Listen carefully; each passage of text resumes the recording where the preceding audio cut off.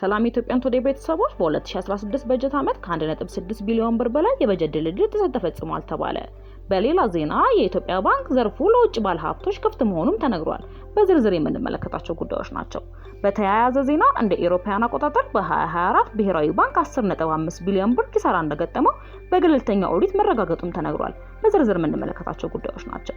በሌላ ዜና ፌስታሎችን እንዲያመርቱ በአዋጅ የተከለከሉ አምራቾች ወደ ሌላ ዘርፍ ለመሸጋገር ከ5 ዓመት ጊዜ በላይ እንዲሰጣቸውም ጠይቀዋል። ሁሉንም በዝርዝር እንመለከታቸዋለን። የኢትዮጵያን ቲቪ ቤተሰቦች መረጃዎቹን ከሰማችሁ በኋላ ከተመቻችሁ ሰብስክራይብ በማድረግ አብራችሁ እንድትሆኑ በአክብሮት እንጠይቃለን። ወደ መረጃዎቹ አለፍን።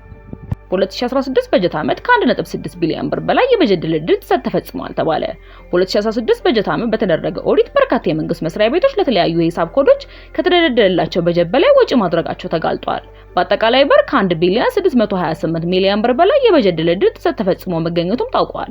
ይህን ተከትሎ በ19 የመንግስት መስሪያ ቤቶች ከመደበኛ በጀት በላይ ወጪ መደረጉንና በዚህም 1 ቢሊዮን 103 ሚሊዮን ብር እንዲሁም በአራት መስሪያ ቤቶች ከ100 ሚሊዮን ብር በላይ በተጨማሪ በ9 መንግስታዊ ተቋማት ደግሞ ከ416 ሚሊዮን ብር በላይ በካፒታል በጀት ላይ ጥቅም ላይ መዋሉን ካፒታል ሰምቷል። የፌደራል ዋና ኦዲተር ሪፖርቱን ተከትሎ እንደገለጸው የበጀት ዝውውር ሳይፈጸም ለሂሳብ ኮዶች ከተደለደለው በጀት በላይ ክፍያ መፈጸም ተጠያቂነትን የሚያስከትል መሆኑን በተጨማሪም የቅርብ ዝግጅቱ በተጨባጭ ማስረጃ ያልተደገፈ ነው ሲል አጋልጧል። የውጭ ባንኮችና ኢንቨስተሮች ማመልከቻቸውን ለብሔራዊ ባንክ ማቅረብ ይችላሉ ሲል ብሔራዊ ባንክ ገለጸ። ኢትዮጵያ የባንክ ዘርፉን ለውጭ ባንኮች ክፍት ማድረጓን በይፋ አስታውቃለች። የኢትዮጵያ ብሔራዊ ባንክ ባወጣው መግለጫ የኢትዮጵያን የፋይናንስ ዘርፉን ለውጭ ባንኮች ለመክፈት የሚያስችለው መመሪያ አጽድቋል። ባንኩ መመሪያ ቁጥር SCB/94/2025 ወይም የባንክ ስራ ፍቃድ የእድሳት መስፈርቶችና የውክልና ቢሮ መመሪያ መስለቁን ያስታወቀው። በዚህ መመሪያ መሰረትም ለመጀመሪያ ጊዜ የውጭ ባንኮችን ጨምሮ ሌሎች ስትራቴጂክ ባለሀብቶች በኢትዮጵያ የባንክ ስርዓት ውስጥ እንዲሳተፉም ይፈቀዳል። ብሔራዊ ባንክ ትላንት ባወጣው መግለጫ የኢትዮጵያ የባንክ መስክ ለውጭ ኢንቨስተሮች ተከፍቷል። የውጭ ባንኮችና ኢንቨስተሮች ማመልከቻቸውን ለብሔራዊ ባንክ ማቅረብ ይችላሉም ሲሉ አስታውቃል።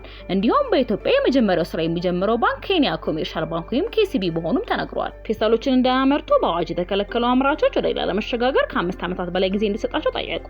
ከአንድ ጊዜ በላይ አገልግሎት የማይሰጡ ፌስታሎችን እንዳያመርቱ በአዋጅ የተከለከሉ የፕላስቲክ አምራቾች ወደ ታዳሽ ኃይል ምርት ለመሸጋገር 5 ዓመታትንና ከዛ በላይ ጊዜ እንዲሰጣቸው ጥሪ አቅርበዋል። የኢትዮጵያ ፕላስቲክና ጎማ አምራቾች ማህበር ጊዜያዊ ተጠሪ አቶ በረከት ገብረ ሕይወት ለሪፖርተር እንደተናገሩት ከ15 ቀናት በፊት የህዝብ ተወካዮች ምክር ቤት ጸደቀው የደረቅ ቆሻሻ አያያዝና አወጋገድ አዋጅ በኢትዮጵያ ያሉ ፋብሪካዎችን እንዲዘጉ እንደሚያደርገው የተናገሩት አዋጁ ከአንድ ጊዜ በላይ አገልግሎት የማይሰጡ የፕላስቲክ ምርቶች እንዳይመረቱ የሚከለክል ሲሆን አምራቾች በ6 ወራት ውስጥ ፌስታሎችን ማምረት እንዲያቆሙ ያስገድዳል። አቶ በረከት አዋጁን አስመልክቶ ለሪፖርተር እንዳብራሩት አገልግሎት የሰጡ ፕላስቲክ ምርቶችን ሰብስበን ነው ፌስታል የምናመርተው። ከውጭ የሚገባ ጥሬ ዕቃ አሁን ቀርቷል። ሁሉንም በሀገር ውስጥ ከሚሰበሰቡ የተጣሉ ፕላስቲኮች መልሰን በማምረት ነው የምንጠቀመው ብለዋል። ራሳችን ያመረትነው ፌስታል መልሰን ለሰብሳቢዎች እየገዛን ነው ያሉት አቶ በረከት 1 ኪሎ ፕላስቲክ ተረፈ ምርት 150 ብር ስለሚገዛ ለጥሬ ዕቃ ግዢ ወጣ የነበረ $350 ሚሊዮን ወጪ ማዳን ተችሏል ብለዋል። አሁን ፌስታሎችን 100% በሀገር ውስጥ ተረፈ ምርቶች ነው ያመረትን ያለነው ሲሉ አስረድተዋል። አቶ በረከት አክለውም የደረቅ ቆሻሻ አያያዝና አወጋገድ አዋጅ እንደማይቃወሙ ገልጸው ነገር ግን አዋጁ ሲረቀቅ እኛን ጨምሮ የሚመለከታቸውን አካላት በሚገባ እንዳላሳተፈና አዋጁ በነጋሪ ጋዜጣ ታትሞ ከወጣበት ባሉት 6 ወራት ውስጥ ፌስታል እንዳይመረት የሚከለክል በመሆኑ የተሰጠው ሽግግር ጊዜ በቂ አይደለም ብለዋል። አዋጁ በኢኮኖሚ ላይ ያለኝን ትልቅ ድርሻ ታሳቢ ያደረገ ነው ሲሉም ተናግረዋል። ኬንያ ለፕላስቲክ አምራቾች 3 ዓመት ላይ ዝግጅት ጊዜ መስጠቷን የሚገልጹት አቶ በረከት ከ2 ሳምንታት በፊት የጸደቀው የኢትዮጵያ አዋጅ ግን ፋብሪካዎች እንዲዘጉ $100 ሚሊዮን የተገዙና ወደ ሀገር ውስጥ የገቡ ማሽኖችን ከስራ ውጪ የማይደርግና ሰራተኞችን የሚበትን ነው ብለዋል። ለኛ የተሰጠን ጊዜ 6 ወራት ነው። ይህ በቂ ባለመሆኑ መንግስት ተጨማሪ ጊዜ ሊሰጣን የሚገባል ሲሉም ጠቁመዋል። ወደ ውጪ ዜናዎች ተሻገረን። በቻይና በተከሰተው ጎርፍ 6 ሰዎች መሞታቸው ተነገረ። በደቡብ ምዕራብ ቻይና ጓንዡ ግዛት በተከሰተ ጎርፍ 6 ሰዎች ሲሞቱ ከ80 ሺህ በላይ ሰዎች ከምድራቸው ተፈናቅለዋል።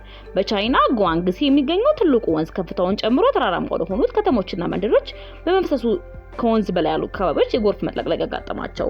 ከጊዙ ግዛት ሮንግያጂንግ እና ኮንግያጂንግ አካባቢዎች ላይ የደረሰው የጎርፍ መጥለቅለቅ ከጊዙ የሚያመነጨው ጓንግሲ ወንዝን የሚያዋስኑ ገጠራማ መንደሮችን ጨምሮ ወደ ሌሎች የደቡብ ምዕራብ ቻይና ክፍሎች ተዛምቷል።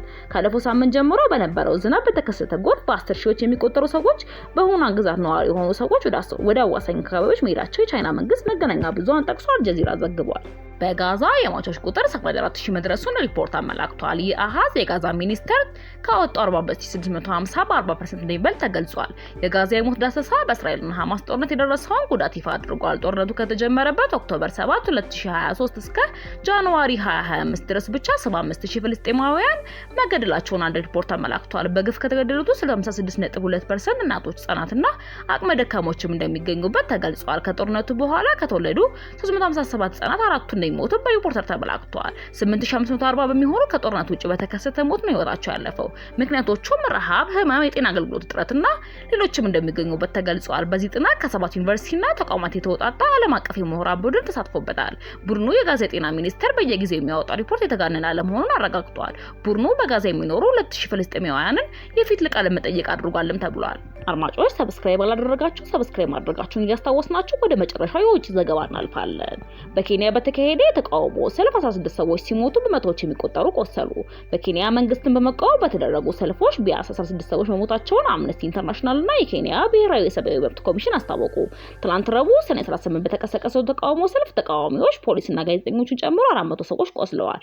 ሰልፈኞቹ ከፖሊስ ጋር የተጋጩ ሲሆን ፖሊሶችም አስለቃሽ ጋዝና በትር መጠቀማቸውን አልጀዚራ ዘግቧል። ይህ ተቃውሞ የተካሄደው የታክስ ጭማሪን በመቃወም ሰልፈኞች ወደ ፓርላማ ቅጥር ግቢ ከገቡ ከአንድ ዓመት በኋላ ነው። በወቅቱ 60 ሰዎች በጸጥታ ኃይሎች መገደላቸውም ይታወሳል። በዋና ከተማዋ ናይሮቢ ትናንት የተሰበሰቡ ሰልፈኞች መካከል አንዳንዶቹ ኬንያ ባንዲራዎችንና ባለፈው የተገደሉ ሰልፈኞችን ፎቶ የተለጠፈባቸውን ፖስተሮች ይዘው መውጣታቸውን ተከትሎ ሩቶ ከስልጣን ሊወርድ ይገባል የሚሉ መፈክሮችን በማሰማት ተቃውሟቸውን አሰምተዋል። የሀገሪቱ መንግስት ሰልፈኞቹ በቴሌቪዥንና በሬዲዮ ቀጥታ ስርጭት እንዳያስተላልፉ አዟል። ይሁን እንጂ መዲናዋ ከፍተኛ ፍርድ ቤት እንዲተላለፍ ፈቅዷል። አድማጮች ለዛሬ የነበረን ዘገባ ይሄንን ይመስል ነበር። በሌላ ዘገባ እስክንገናኝ ድረስ ቸር ሰንብቱ።